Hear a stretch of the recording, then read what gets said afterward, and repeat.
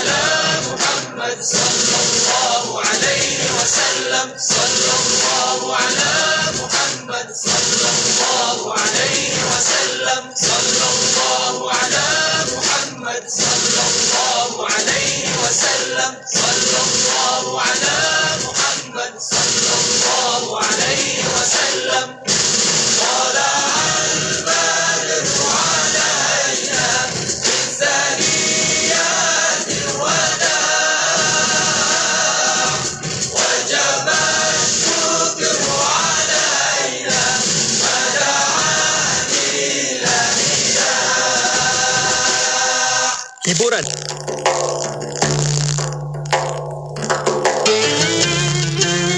عبد الله بن عمر رضي الله عنهما عن النبي صلى الله عليه وسلم قال: من كان في حاجة أخيه فإن الله في حاجته، ومن فرج عن مسلم كربة فرج الله عنه بها كربة من كرب يوم القيامة، ومن ستر مسلما ستره الله يوم القيامة. Daripada Abdullah bin Umar radhiyallahu anhuma, Nabi SAW bersabda, sesiapa yang berusaha untuk menunaikan hajat saudaranya, sesungguhnya Allah akan menunaikan hajatnya juga.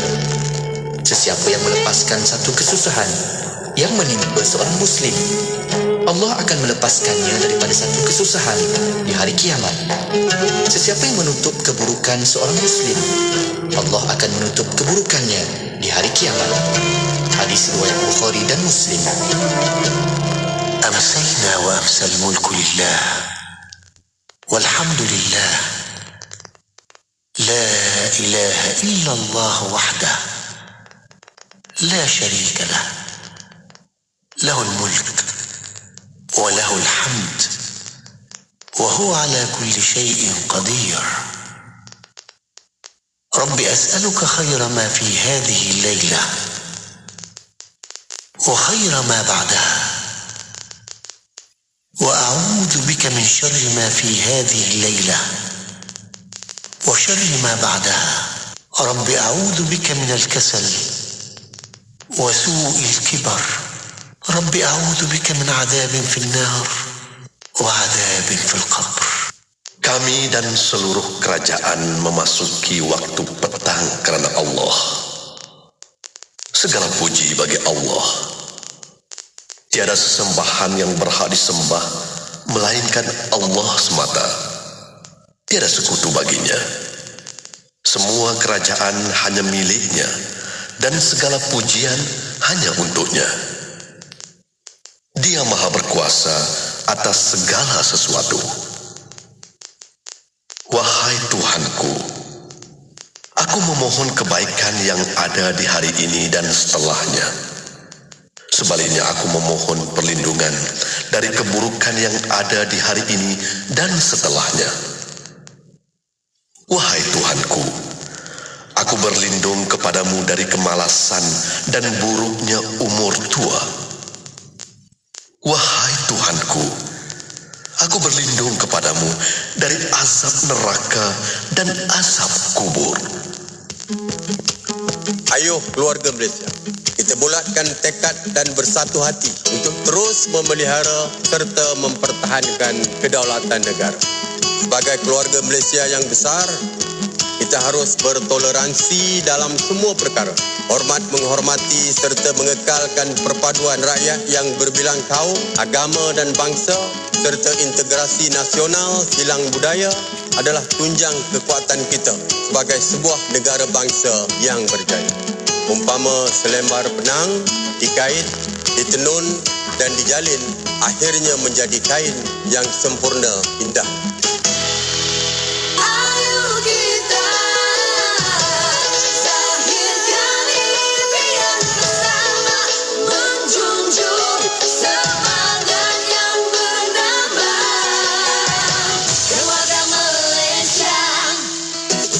Sertai peraduan inspirasi negaraku di platform Instagram ikim.my dan Facebook Ikim FM bermula 15 September hingga 16 Oktober 2021.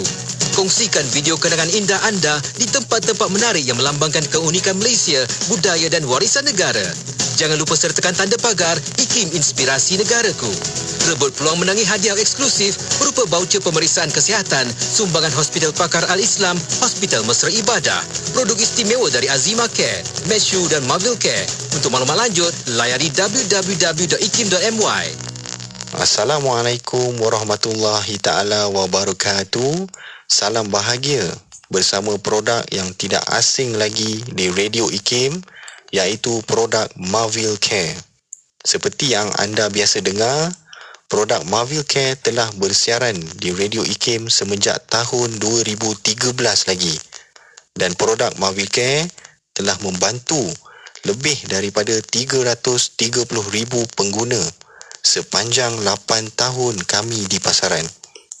Marvel Care juga telah mendapat kepercayaan dan juga telah menawan hati ramai pengguna-pengguna di seluruh Malaysia, terutamanya pada mereka yang telah meningkat usia. Tuan-tuan dan puan-puan, kami di Marvel Care akan terus-menerus membantu anda untuk mendapatkan keselesaan yang lebih baik.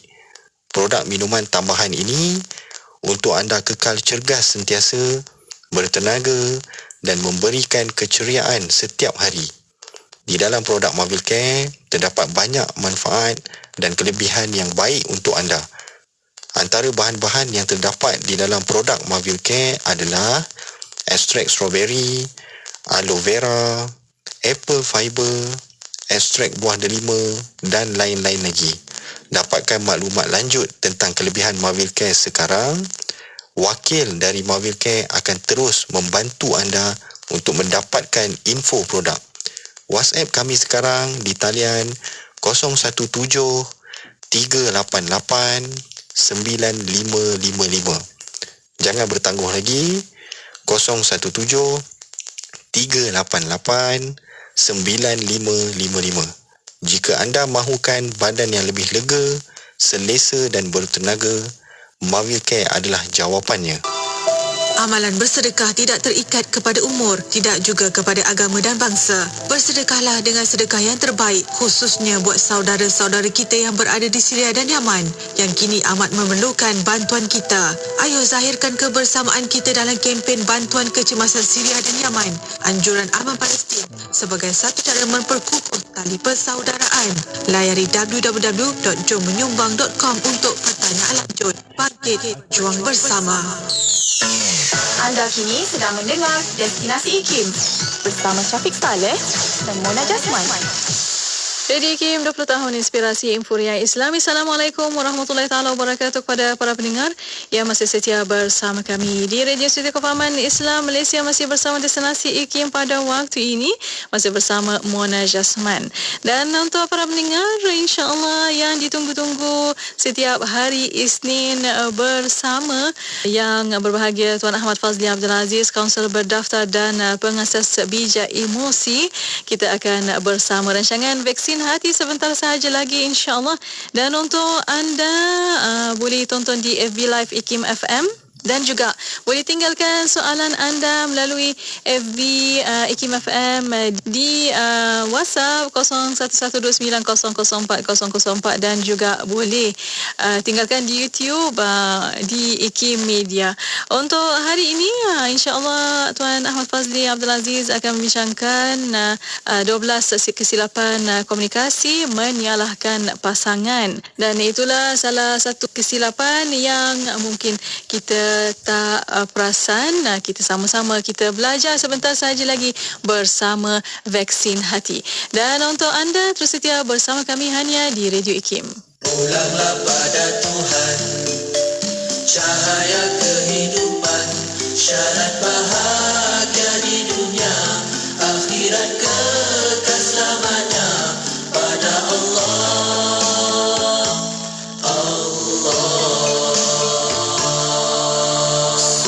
Menjadi lumrah kehidupan di dunia, cabaran dan dugaan mendewasakan usia, rintangan dilalui, tambah pengalaman diri, sudah sunnah ketetapan ilahi. Deras arus dunia menghanyutkan yang terleka, indah fata morgana melalaikan menipu daya, dikejar dicintai, bak bayangan tak bertepi, tiada sudahnya dunia yang dicari. Begitu indah dunia, siapa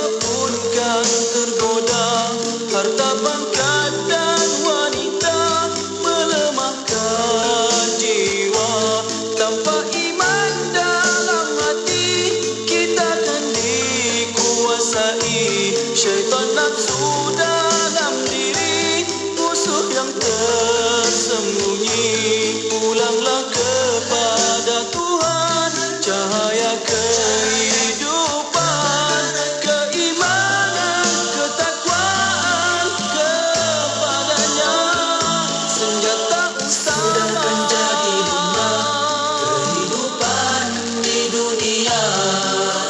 Cabaran dan dugaan mendewasakan usia, rintangan dilalui tanpa pengalaman diri, sudah sunnah ketetapan ilahi. Deras arus dunia menghanyutkan yang terleka, indah fata morgana melalaikan menipu daya, dikejar dicintai, bak bayangan tak bertepi, tiada sudahnya dunia yang dicari. Begitu indah dunia, siapapun kan tergoda, harta pangkat dan wanita melemahkan jiwa, tanpa iman dalam hati kita akan dikuasai syaitan nafsu dalam diri, musuh yang tersembunyi, pulanglah kepada Tuhan, cahaya kehidupan, keimanan, ketakwaan kepadanya, senjata utama.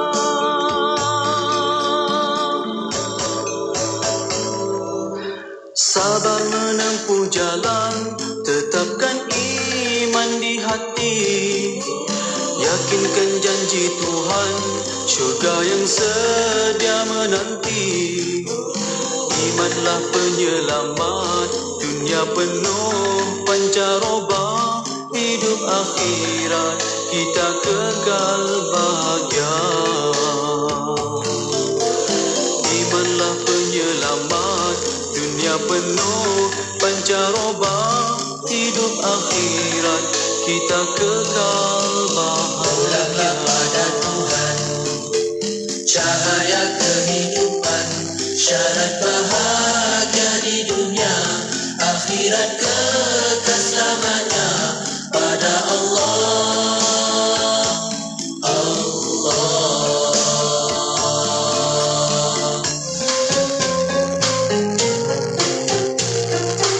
Pada suatu hari seorang sahabat berjumpa dengan Rasulullah sallallahu alaihi wasallam, bertanya kepada baginda, "Ya Rasulullah, aqaribun rabbuna fanunaji am ba'idun fanunadi?" Wahai Rasulullah, adakah Allah itu dekat sehingga kami boleh berbisik-bisik kepadanya, ataupun adakah Allah itu jauh sehingga kami perlu menyeru kepadanya dengan laungan? Maka dengan itu turun sebuah ayat yang dibawa oleh Jibril alaihi salam kepada Rasulullah sallallahu alaihi wasallam sebagai jawapan kepada sahabat tadi. A'udzubillahi minasyaitonir rajim. Wa idza sa'alaka 'ibadi 'anni fa inni qarib. Ujibu da'watad da'i idza da'an.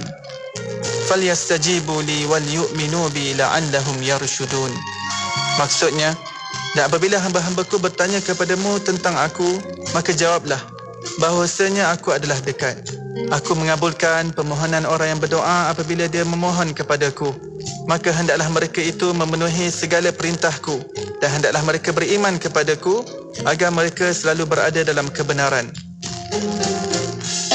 Balik Pulau, Pulau Pinang, 102.7 FM.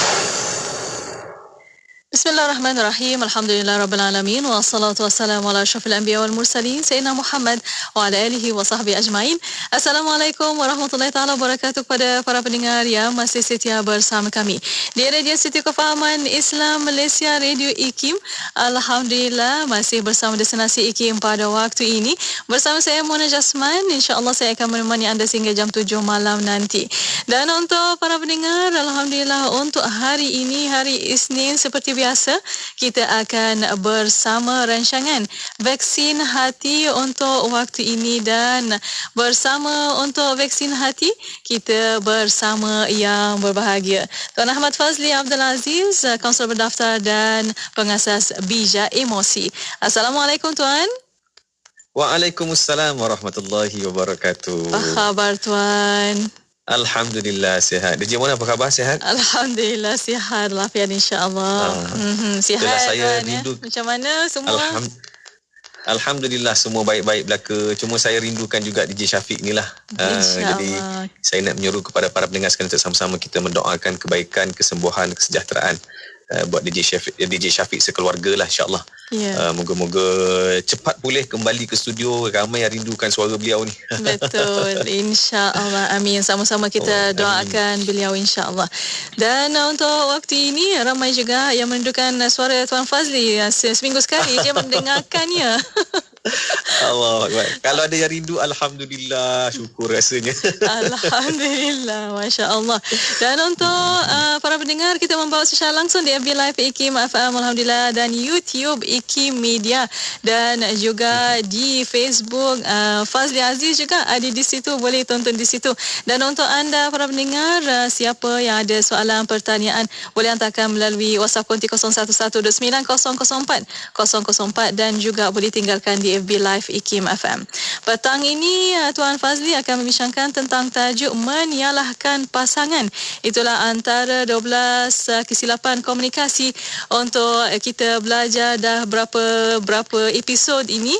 InsyaAllah moga bermanfaat. InsyaAllah ada 12. Sekarang ni berapa 7 Ini dah ke-8 dah. Yang ke-8, alhamdulillah. Kita habis 7. Semoga insya-Allah 7 tu dah tak ada kesilapan dah.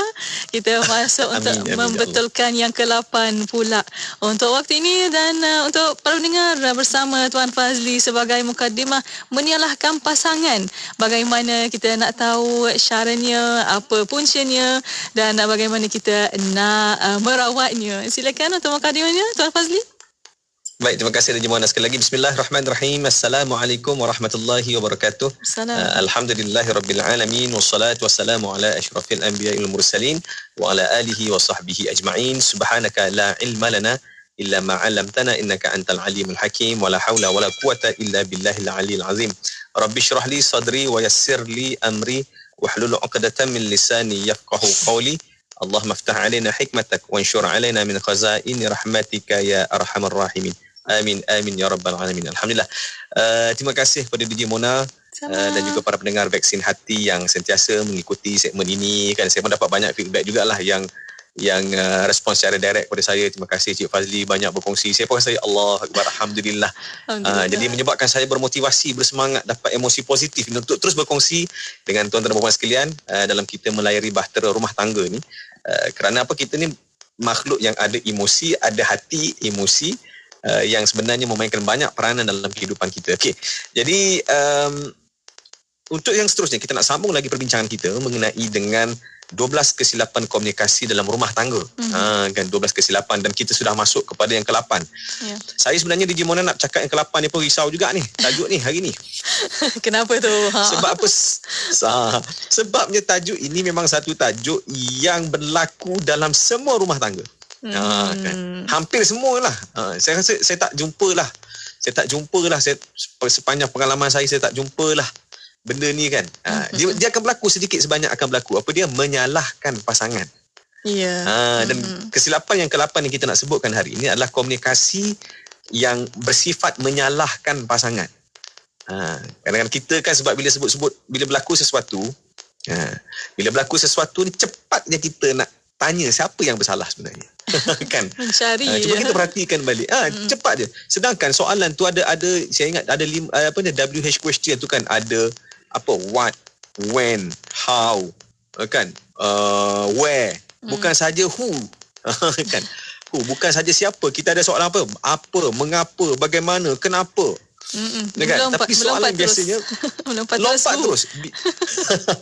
Jadi sesuatu yang berlaku, kadang-kadang kita terus pergi kepada who, siapa yang bersalah.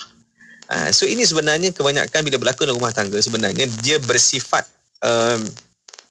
ofensif sebenarnya bila kita tanya siapa yang bersalah.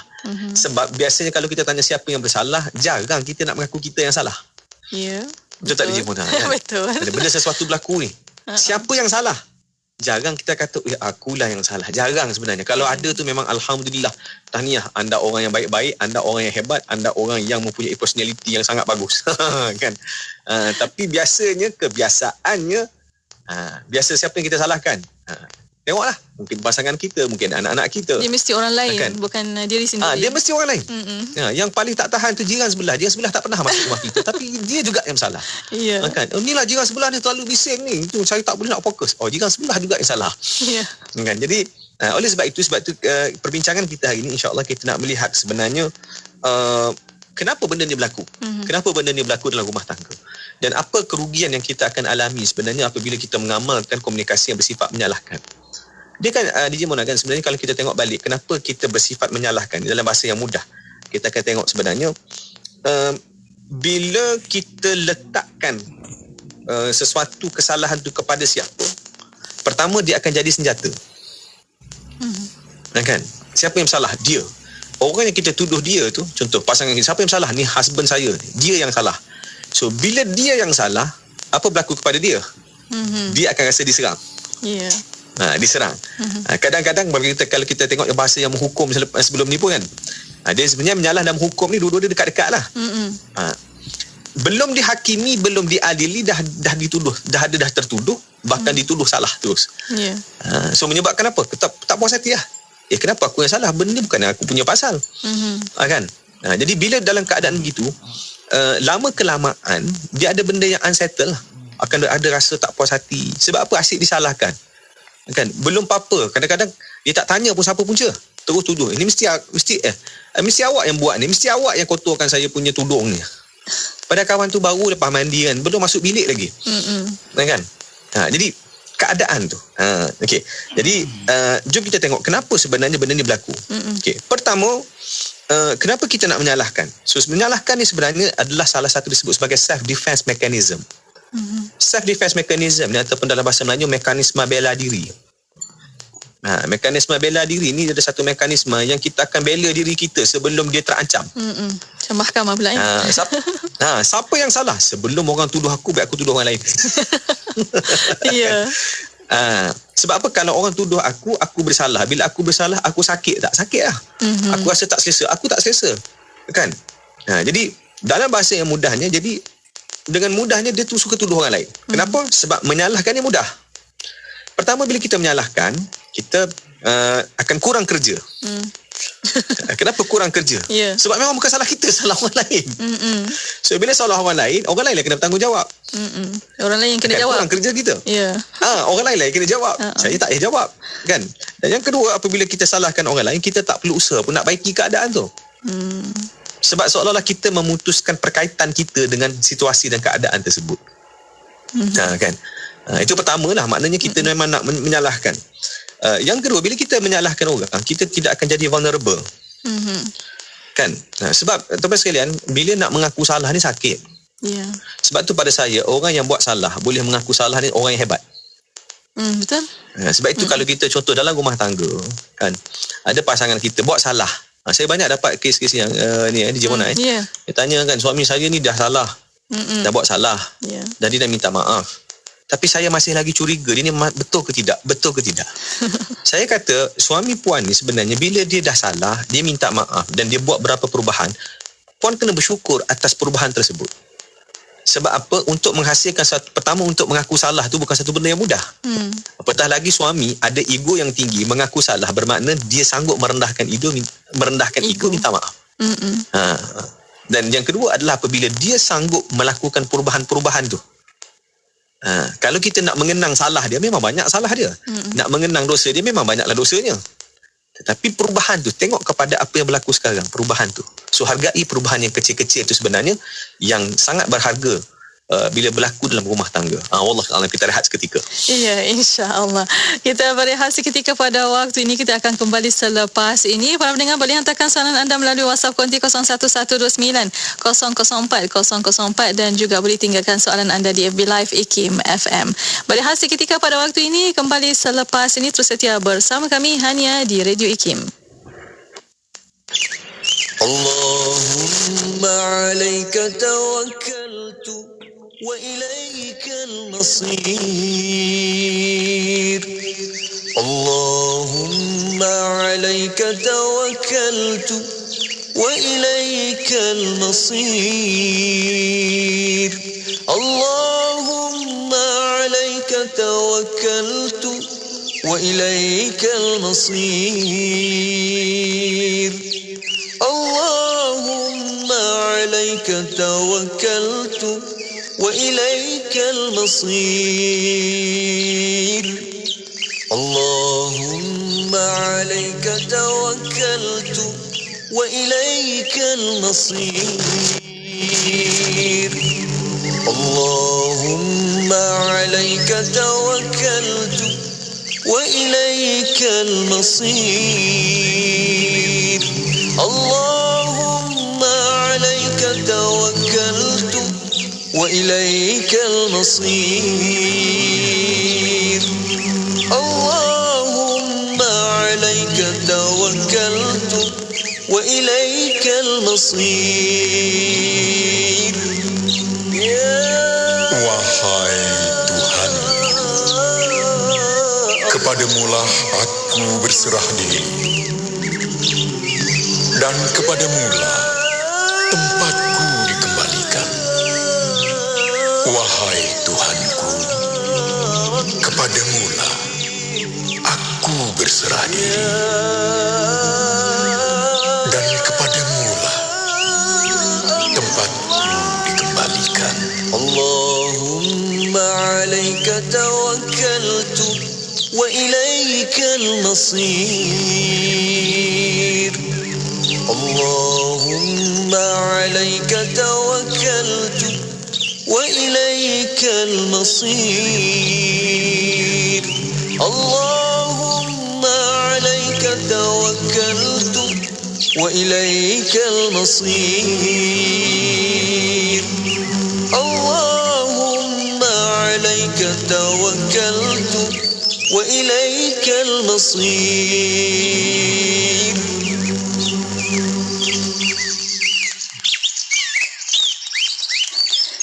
Bismillah, alhamdulillah, wassalatu wassalamu ala rasulillah. Alhamdulillah, masih bersama Destinasi IKIM pada waktu ini untuk rancangan vaksin hati. Dan alhamdulillah masih bersama di talian pada waktu ini. Yang berbahagia Tuan Fazli Aziz, kaunselor berdaftar dan juga pengasas bijak emosi, masih lagi mencakap tentang menyalahkan pasangan. Dan untuk seterusnya, kita nak tahu puncanya, silakan Tuan Fazli. Baik, tadi kita bincang berkenaan dengan antara pertama adalah menyalahkan ni memang mudah lah. Dari satu sudut mudah. Yang kedua, kita tengok juga dari segi bila kita menyalahkan, kita tidak perlu menjadi vulnerable. Vulnerable ni macam saya sebut tadi, dia tak perlu rasa bersalah. Sebab rasa bersalah ni satu kelemahan, satu kesakitan, satu perkara yang tak selesa kan, yang tak best, yang tak sedap kan. Macam contohlah, kita buat sesuatu kesalahan, kita duduk di kandang pesalah kan, kandang pesalah. Atau bersama sekolah dulu kan, kalau contoh kita ditangkap isap okok, kemudian dihukum dekat tempat perhimpunan. Bila dirasa bersalah tu satu benda yang ya Allah rasa tak best kan. Jadi ada orang disebabkan itu, maka dia cepat untuk menyalahkan. Kerana apa? Kerana nak mengelak daripada rasa dipersalahkan. Jadi sebab itu ini antara punca lah. Kita tengok lagi kenapa lagi. Yang ketiga adalah menyalahkan sebenarnya untuk mengawal keadaan. Kadang-kadang ada orang dia menyalahkan. Kenapa? Kerana dia nak mengawal situasi dan keadaan. Macam saya sebut tadi, sebelum aku dipersalahkan, biar aku salahkan orang dulu. Kan? Selamatkan diri dulu. Sebelum suami aku kata, selamatkan diri dulu. Sebelum suami kata kat aku, biar aku kata kat suami dulu. Kan? Apatah lagi kalau kita kata disifatkan sebagai attack mode. Kan? Kita ni dah lama dah tak puas hati dengan pasangan kita. Ada je benda yang ada yang kita tak puas hati. Contoh pasangan kita ni kita rasa dia curang. Contoh Jadi bila dalam keadaan attack mode, apa-apa saja salah, mesti kita salahkan pasangan lah. Ya. Ini awak punya pasal lah, dia jadi macam ni. Kan tengok bil kita ni siapa. Saya tak nak bayar kalau awak buat macam ni. Contoh, dia jadi perkara-perkara yang kecil akan cari juga sebab untuk menyalahkan. Sebab apa dalam attack mode. Kan? Dan dalam keadaan kita dan menyalah untuk mengawal keadaan ni, kenapa? Kerana keadaan yang berlaku juga mungkin kerana kesilapan kita, jadi mengancam kita. Jadi sebelum orang salahkan kita salahkan orang. Dan dengan mengawal keadaan juga kita boleh kawal jalan cerita. Kan? Kita boleh kawal jalan cerita kan. Dan apatah lagi kalau contoh, dia menyalahkan ni sebenarnya kan, satu menyalahkan pasangan, yang kedua ni menyalahkan diri sendiri. Menyalahkan diri sendiri ni juga, self blaming ni kadang-kadang salah satu strategi untuk dapat simpati. Untuk dapat simpati. So bila kita kaitkan dalam rumah tangga ni, sebenarnya kadang-kadang ada pasangan kan yang memang menyalahkan diri. Memang salah saya. Lepas tu bukan salah saya tu dalam rumah je. Dia cerita dekat mentua, memang salah saya. Dapat simpati. Dapat okey lah. Dapat okey lah kan. Ya. So inilah kita cerita, maknanya dalam keadaan nak mengawal. Kemudian sebenarnya yang keempat, bila kita bincang berkenaan dengan menyalahkan pasangan ni, sebenarnya menyalahkan sebenarnya untuk menjaga ego. Ego. Ego ni dia macam ni. Ego ni bila kita tak salah, pasangan kita salah, kita akan rasa lebih superior. Kita lebih baik, saya lebih baik daripada awak. Ni awak buat salah, ni salah awak. Kenapa saya tak salah saya? Sebab saya bukan macam tu, saya adalah orang yang baik. Awak orang yang cuai. Ni yang salah awak. Nampak tak? Sebab dia nak fit pada ego tu, membesarkan ego dia nanti. Kan? Jadi menyebabkan apa? Menyebabkan dia akan mudah untuk menyalahkan pasangan. So, dan dia akan merasakan dirinya lebih baik daripada pasangan. Terus sekalian, bila kita bincang pasal ini, saya bimbang bila kita suka menyalahkan pasangan, saya bimbang kita akan jadi personality narsisis ni. Yang mana personality ni personality yang susah mengaku salah lah. Semua dia je yang betul, tak ada salah langsung. Dia bermula dengan mana? Salah satu cara puncanya bermula dengan menyalahkan orang. Menyalahkan orang. Dan sebenarnya kalau kita tengok banyaklah kalau personality narcissist ni, memang kita tengok dari segi waktu dia membesar macam mana keadaan dia lah. Dia pun dua jenis type. Cuma saya tak nak sentuh sangat yang itu. Cuma saya nak ceritanya, dia juga boleh menyumbang kepada, bila kita suka menyalahkan pasangan, dia boleh menyumbang kepada apa? Kepada sikap sedemikian, personality yang sedemikian. Okey. Dan apa kita rugi bila kita menyalahkan orang? Kan? Bila saya bincang tentang menyalahkan, komunikasi yang menyalahkan pasangan ni, kadang-kadang kita boleh tengok saja, bukan saja dalam rumah tangga, tapi di pejabat, komunikasi seharian di tempat kerja. Kan? Kalau cepat sangat kita nak menyalahkan orang, something wrong dengan kita. Bila sesuatu berlaku, tenang dulu, jangan terus ambil keputusan, terus siasat siapa yang bersalah. Sabar dulu, tengok dulu apa yang berlaku, bagaimana keadaannya. Kan? Sebab apa? Bila kita cepat menyalah, pertama kita rugi dari sudut apa? Perkembangan diri. Kan? Bila kita cepat menyalahkan orang, kita sebenarnya menutup peluang untuk melihat kelemahan diri. Kan? Sebab apa? Sebab kita tak, dia macam ni, bila kita salahkan orang, kita tutup diri kita untuk melihat kelemahan tu. So bila kita tutup, kita tak nak tengok. Bila kita tak nak tengok, sampai kesudah kita tidak akan dapat memperbaiki kelemahan tersebut. Sebab tu saya kata menyalahkan tidak akan pernah mengubah keadaan. Bahkan menyalahkan pasangan ni menambah teruk keadaan mungkin. Tapi dia tidak pernah akan dapat mengubah keadaan diri kita. Sebab apa kita mengelak untuk memperbaiki diri? Sebab tu pada saya, antara benda yang paling penting dalam hidup kita ni adalah, pertama memang kenal diri lah. Dan yang kedua adalah sedar diri. Dan yang ketiga adalah akui kelemahan diri. Sebab ada orang sedar tapi tak akui. Kan? Kamu sedar tak kamu bersalah? Saya sedar. Kan? Tapi kamu salah tak? Tak, saya tak salah. Saya sedar tak salah. Saya sedar saya tak salah. Macam tu. Saya sedar saya tak salah. Terus menafikan. Terus menafikan. So ini sebab tu penting untuk nak ngubah ni. Sebelum ngubah sesuatu ni, akui kesalahan dulu lah. Sedar dan akui. Yang ini yang payah. Nak mengelak daripada sedar dan akui, kita sedar tapi tak nak akui, maka kita salahkan orang. Jadi kita rugi kat situ. Kita tidak dapat belajar tentang memperbaiki kelemahan. Kan? Saya rasa cuba kita imbas balik dalam hidup kita kan, di awal perkahwinan sampai sekarang. Banyak kesalahan kita, betul tak? Daripada awal kahwin, mula-mula kenal, mula-mula dalam rumah tangga, cara kita komunikasi, banyak salah kita sebenarnya. Kan? Tapi berapa ramai yang nak tengok kesalahan tersebut, ambil sebagai motivasi, akui dan ubah. untuk jadi lebih baik. Ya. Kan? Nah, yang kita suka tengok sekarang ni aku yang betul, kau yang salah. Itu je. Kan? Baik. Yang kedua, kita akan rugi dari sudut apa? Empathy. Ya. Dalam hidup kita ni, antara emosi yang penting adalah membina empathy ni.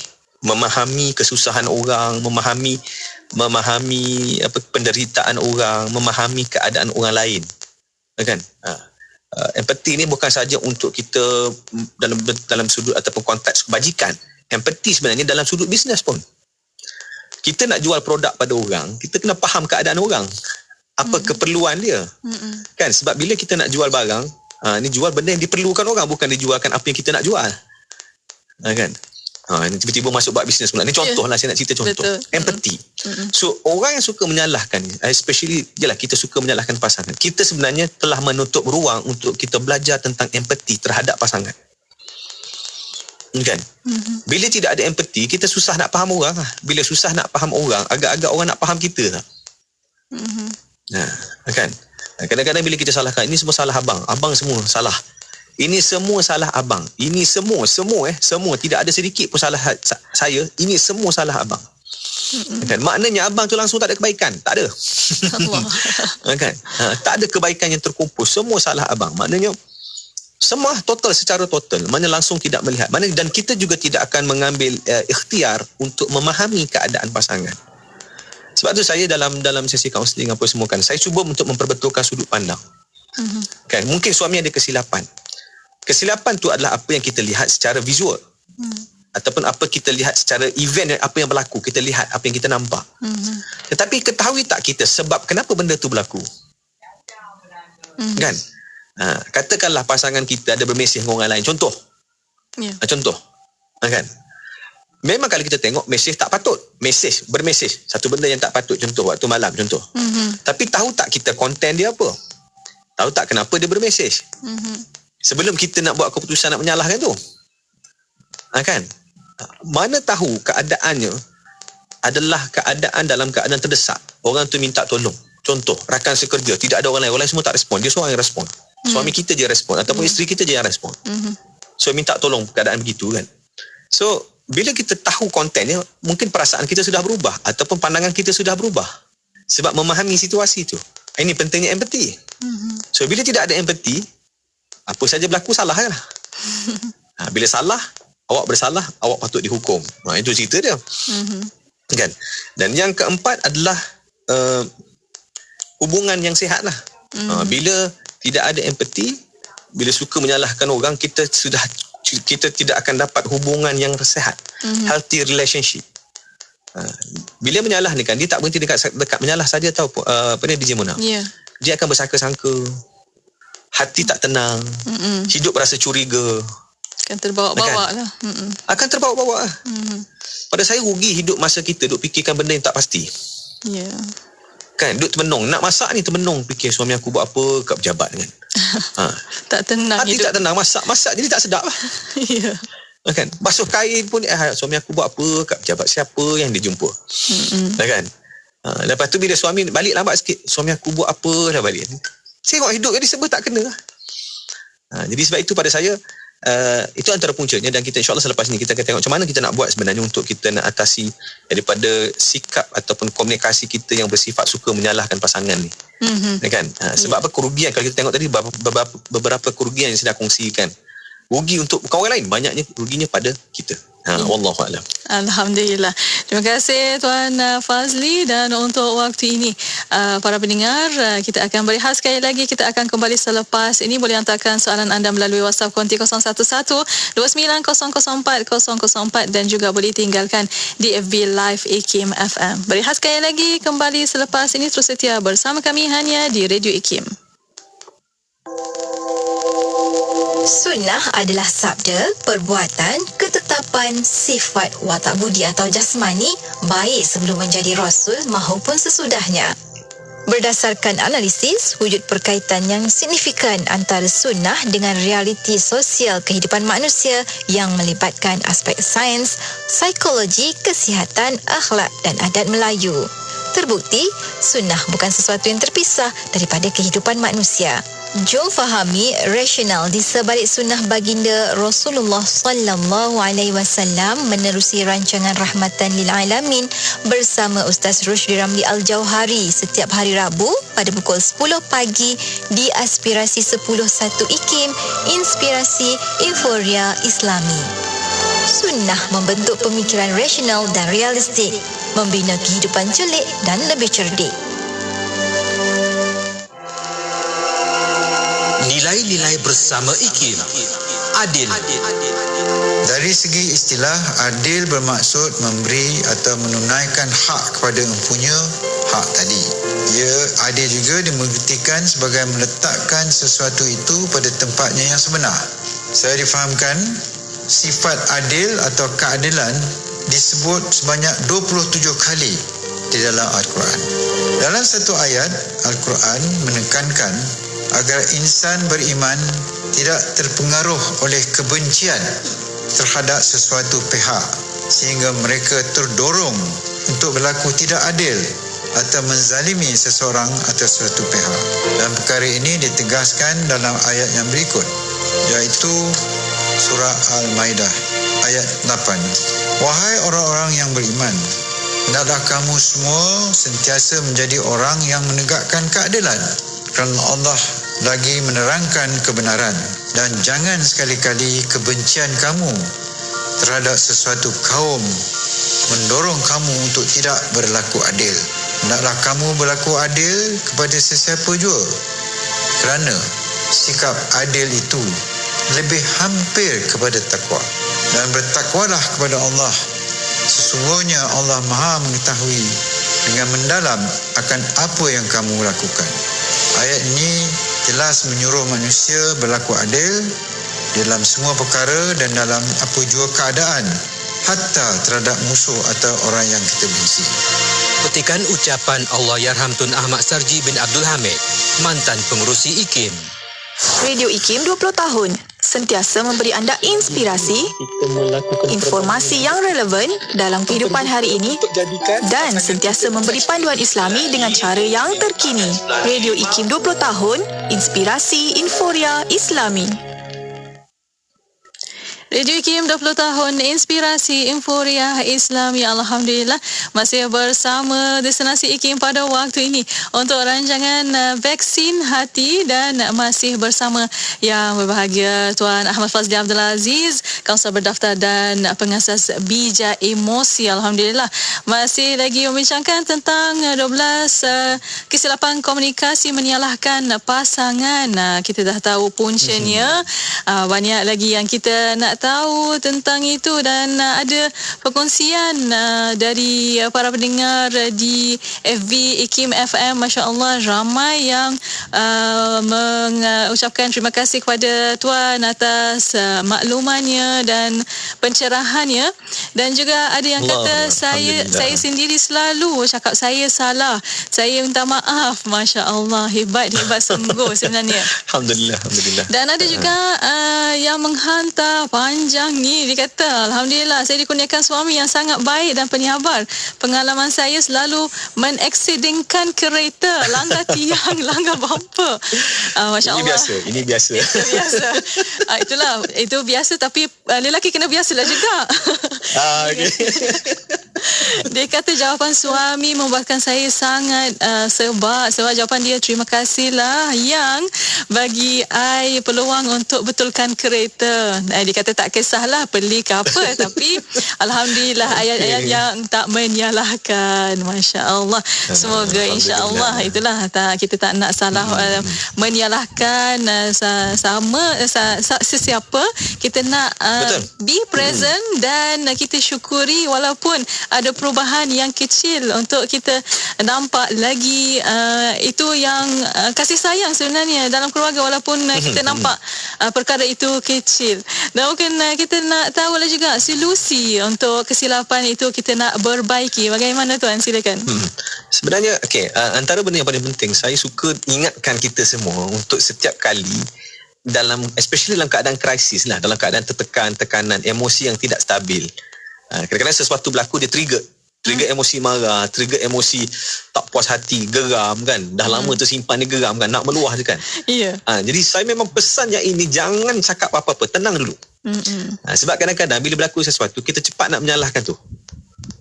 Sebab nak menyalahkan tu. Sebab apa? Untuk kita lepaskan tanggungjawab kita yang bahawa kita juga sebenarnya ada sebahagian sumbangan kepada kejadian tersebut. Contoh kan. Jadi nak mengelak macam mana? Kita salahkan. Jadi pada saya dalam keadaan demikian, jangan buat apa-apa. Jangan buat apa-apa. Stop menyalah. Setiap kali nak menyalah, teringat, alamak, aku ni nak menyalahkan ni. Kan? Jangan fokus kepada isunya siapa. Kita fokus kepada banyak lagi soalan lain. Apa dia? Apa? Kan? Kenapa berlaku ni? Bagaimana nak selesaikan ni? Kan? Sebab menyalahkan ni, dia tak akan pernah menyelesaikan pun. Kadang-kadang kita tak menyalahkan pun. Contoh, memang salah pasangan kita. Memang salah dia. Memang tahu pun. Kita tahu pun salah dia. Dan tak perlu pun kita menyalahkan pun, sebab dia akan tahu salah dia. Menyalahkan tu tidak akan menambahkan kesalahan dia pun. Dia nak bagi kesedaran kot. Mungkin niat nak bagi kesedaran, tetapi ingat kan, kesan daripada apa yang kita sebutkan dengan cara yang tidak kena pula, dia akan menambah buruk keadaan. Sebab orang akan tengok, bukan, saya pun selalu bincang pasal komunikasi kan. Saya kata nak sampai mesej ni yang penting cara. Betul kita nak ingatkan dia, betul kita nak motivasikan dia agar jangan buat salah lagi kan. Tapi betulkah cara dia pada waktu tu, saat itu? Kan? Betul ke waktu tu sesuai tak waktu itu? Dia kena ingat. Sebab itu dalam keadaan ni begitu, pertama, bertenang dulu. Bertenang dulu. Menyalahkan tidak akan pernah menyelesaikan keadaan. Satu. Yang kedua adalah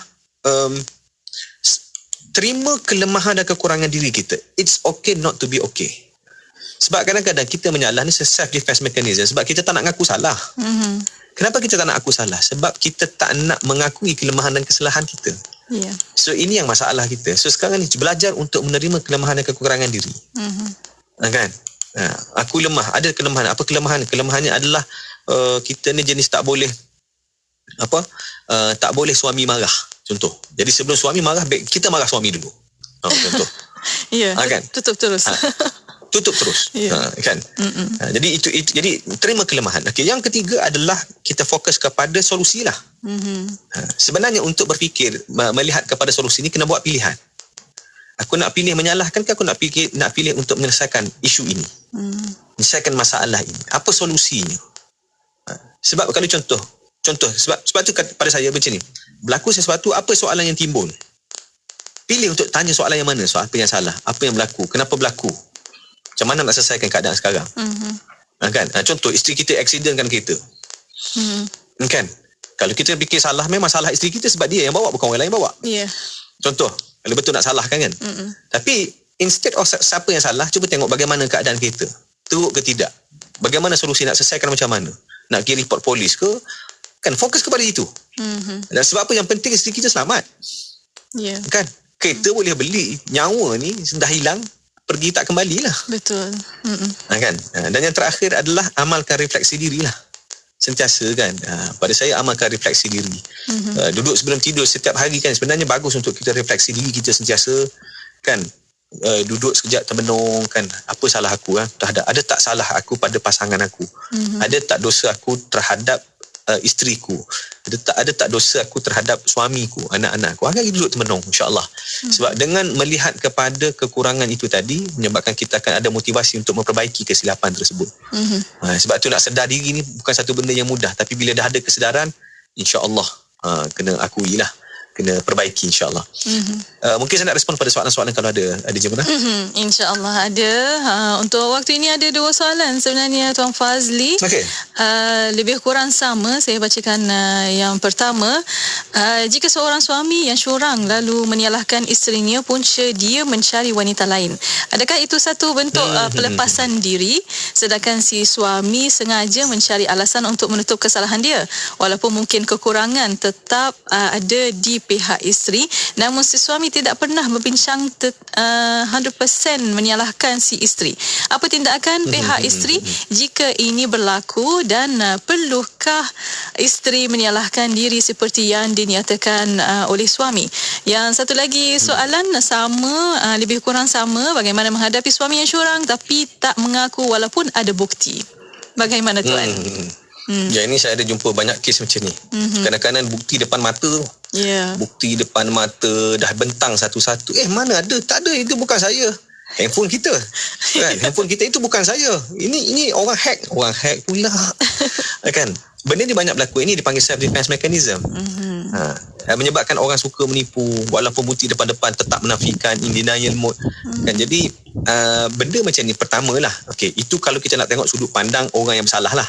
Okey, cuma bila yang bertanya ni isteri, saya nak pergi kepada isteri dulu. Macam ni, pertama, apa yang dikomen oleh suami, jangan tolak 100% lah. Pertama, sebab bila kita tolak 100%, kita rugi untuk mencari mana ruang dan sesuai untuk kita perbaiki diri. Sebab saya suka ingatkan, bila orang komen ataupun orang kritik kita, ibarat orang baling buah. Bila orang baling buah, ada orang suka tepis terus. Kita jadi orang yang bijak. Apa dia sambut dulu? Sambut, letak dalam bakul. Letak dalam bakul, baru pilih. Oh, ini buruk, buang. Ini betul, okey, ini betul, okey, boleh makan. Ini bagus, okey, ini boleh makan. Ini buah elok, ini buah buruk, buang. So, barulah kita akan ada peluang untuk refleksi dan perbaiki diri sedari masa ke semasa. Pertama. Okey. Yang kedua, okey, sebab soal suami, bila dia menyalahkan kita, dia macam ni. Adakah kecurangan ni berlaku disebabkan kekurangan kita? Saya kata tak semestinya. Ada isteri yang perfect, jaga baik, bukan main jaga, macam raja dah jaga kan. Isteri tu bukan saja jaga suami macam raja, dia pun jaga badan, maintain apa semua kan, solid molid daripada sama sekolah sampai sekarang jaga. Tetap berlaku curang juga. Sebab apa? Saya kata itu bukan faktor penentunya. Tapi pertama tadi saya sebut, janganlah kita tolak terus. Kita juga kena carilah kalau ada kelemahan, kita perbaiki. Tapi nak ceritanya, jangan seletakkan kesalahan tu 100% pada kita. Sebab kecurangan boleh berlaku bukan saja faktor, ingat dia ada faktor penolak, ada faktor penarik. Kadang-kadang kita tak tolak, tapi dia yang tertarik keluar. Kan? Dia yang tertarik keluar. Kita tak tolak pun. Tapi apatah lagi isu dalam rumah tangga, bila kita duk menolak. Ada yang menarik. Itu yang menyebabkan makin jauh keadaannya tu. Jadi oleh sebab yang demikian, macam mana untuk kita nak ni balik, kita nak pulihkan balik keadaan, kita nak ikhtiar balik usahanya. Macam saya sebut tadi, tolak dan tarik. So instead of kita menolak, bila dia curang, kita jadi makin jauh, kita jadi makin marah, kita jadi makin geram kat dia. Instead of kita menolak sebegitu, jom kita tarik dia balik. Macam mana? Tawan dia balik, mengorak dia balik. Kan, mengorak dia balik, layan dia baik-baik balik kan. Layan macam raja balik kan. Cuba tengok apa yang berlaku. Ada perubahan tak? Kan? Sebab sepanjang pengalaman saya sebenarnya, bila isteri bertindak sedemikian, kadang-kadang suami tu akan datang balik. Suami tu akan datang balik. Kerana apa? Kerana bila suami kahwin dengan anda sebagai isterinya, bermakna anda sebenarnya ada tarikan yang sebenarnya dia sangat tertarik. Sebab tu dia buat keputusan untuk kahwin dengan anda, bukan dengan orang lain. Betul. Cuma adakah tarikan tersebut masih lagi kuat, masih lagi kekal? Itu persoalannya lah. Wallahu alam. Saya boleh respon sedikit sebanyak begitulah. Ya, alhamdulillah.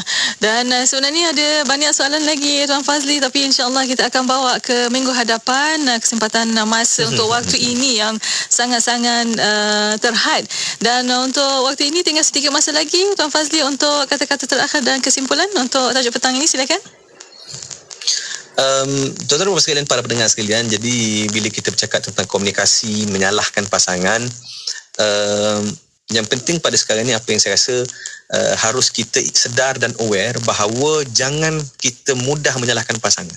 Jangan menjadikan menyalahkan pasangan sesuatu habit. Kan? Berfikir dahulu sebelum berkata-kata, berfikir dulu sebelum menyalahkan sesiapa. Satu, instead of kita menyalahkan, lebih baik kita fokus kepada apa solusi yang kita nak capai. Nak solusi ni apa dia? Dia kena rasional lah. Nak cari solusi. Nak rasional ni kenapa? Kena tenangkan emosi dulu. Sebab itu dalam emosi yang amarah yang memuncak, dalam keadaan emosi tak stabil, tenangkan emosi dulu. Apa-apa keadaan pun tenangkan emosi dulu, baru kita fikir. Kan? Dan insya-Allah saya doakan tuan-tuan sekalian, para penonton dan juga pendengar, moga-moga Allah bantu kita dalam mengendalikan emosi dalam rumah tangga ni. Sebab saya rasa sangat penting untuk belajar menenangkan diri terlebih dahulu sebelum menyalahkan pasangan, sebelum kita menghukum pasangan, sebelum kita mengamuk lah, dalam bahasa yang mudahnya begitulah. InsyaAllah, moga-moga rumah tangga kita penuh dengan sakidah, mawaddah warahmah. Sakinah tu ketenangan tu, tenang tu. Tenang tu penting insya-Allah. Jadi saya rasa cukup setakat tu. Kerana apa? Rumah tangga ni bukan sekadar cinta. Banyak lagi benda yang kita nak kena belajar sentiasa dalam rumah tangga. Wallahu alam. Alhamdulillah, di akhir ini terima kasih banyak-banyak kepada yang berbahagia Tuan Ahmad Fazli Abdul Aziz. Tuan, insya-Allah kita akan jumpa lagi minggu hadapan. Assalamualaikum. Waalaikumsalam warahmatullahi wabarakatuh. Alhamdulillah, dan terima kasih juga kepada para pendengar yang masih bersama Vaksin Hati dan terus bersama untuk Destinasi IKIM, Inspirasi Inforia Islami. Kota Baru 89.8 FM. 1.6 juta ringgit diperlukan segera bagi pembelian tanah Mahat Tahfiz Sain Fatimah Az-Zahra atau MTS PAS. Ganjaran Allah untuk setiap infak akan berterusan selagi para hufaz beramal di atas hasil infak anda. Terus gandakan rezeki dan pahala anda dengan berinfak untuk MTS PAS sekarang di www.mtsfaz.com sekarang. Siap hantar, siap siang, siap potong, masak semuanya mudah. Mudah-mudah, bahan siap dan segar. Asyik-asyik busy saja, boleh order memang murah. Selekan ada, klik pesan saja. Siap depan mata, Seldoc Rider akan hantar segera. Mudah, murah dan pantas. Mudah dengan Seldoc. Ada fashion, ada servis, ada gaya kehidupan kalau busy. Mudah dengan Seldoc. Murah jiwa dan berbaloi. Mudah dengan Seldoc. Layari seldoc.com.my. Kisahnya ada dua orang anak kembar, dua-dua lelaki. Bila nak makan, seorang suka nasi goreng kampung, seorang lagi suka nasi goreng ayam. Bila nak main, seorang suka basikal, seorang lagi suka skuter. Bila nak tidur, seorang suka bantal tinggi, seorang lagi tidur tak pakai bantal. Ayahnya pula ikutkan jelah perangai anak-anak ni sampailah mereka dewasa. Dua-dua pandai berniaga, seorang berniaga offline, seorang lagi berniaga online. Jadi ayahnya hadiahkan mereka pakej berkembar IKIM. Dua-dua ada iklan radio dan iklan media. Senang, dua-dua dapat harga berpatutan. Jom kembangkan lagi perniagaan anda dengan memasarkan produk dan perkhidmatan anda di platform media sosial dan radio IKIM dengan harga berbaloi. Info lanjut, hubungi 017-345-2564 atau 012-686-9236. Tarikh tutup permohonan iklan adalah pada setiap 16 hari bulan pada setiap bulan. Sayang, kita belum buat lagi akikah anak kita ni. Tapi mahal sangat. Sampai RM1,000 seekor. Nak buat majlis pun tak sesuai sekarang ni. Apa kata kita cuba akikahcenter.com? Akikah apa? akikahcenter.com. Online je. Ya, saya dah buka akikahcenter.com. Sembelihan di Mekah, dapat video rakaman sembelihan, siap ada sebut nama anak lagi. Harga pun RM499 je bang. Daftar cepat. Akikah apa tadi sayang? akikahcenter.com. Subhanallah walhamdulillah wa la ilaha illallah wallahu akbar. Subhanallah walhamdulillah wa la ilaha illallah wallahu akbar. Subhanallah walhamdulillah wa la ilaha illallah wallahu akbar. Subhanallah walhamdulillah wa la ilaha illallah wallahu akbar. Subhanallah walhamdulillah wa la ilaha illallah wallahu akbar. Subhanallah walhamdulillah wa la ilaha illallah wallahu akbar. Subhanallah walhamdulillah wa la ilaha illallah wallahu akbar. Subhanallah walhamdulillah wa la ilaha illallah wallahu akbar. Subhanallah والحمد لله ولا إله